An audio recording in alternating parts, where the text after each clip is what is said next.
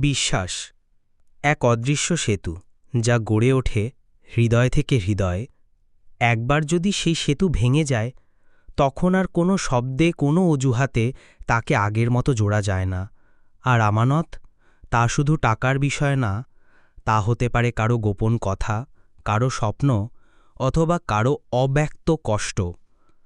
যে ব্যক্তি তোমার উপর ভরসা করে তার সবটুকু দিয়ে আমানত রাখে, তুমি যদি সেটা ভেঙে ফেলো, তাহলে তুমি শুধু তার জিনিস না, ভেঙে ফেলো তার ভেতরের শান্তিটাকেও। বিশ্বাস ভাঙার ব্যথা নিঃশব্দ, কিন্তু তার প্রতিধ্বনি থাকে সারা জীবন। আমানতের খেয়ানত শুধু সম্পর্ক নয়, মানুষকেও ধ্বংস করে, কারণ একজন ধোঁকা খাওয়া মানুষ কখনোই আগের মতো হাসতে পারে না। তাই যখন কেউ তোমায় বিশ্বাস করে, তখন তুমি তার কাছে একজন মানুষ না, একজন আশ্রয়। আর সেই আশ্রয় যেন কখনো ভেঙে না পড়ে, সেটাই তোমার বড় দায়িত্ব। বিশ্বাস করো, বিশ্বাসের মর্যাদা দিতে পারাটাই সবচেয়ে বড় মানবতা।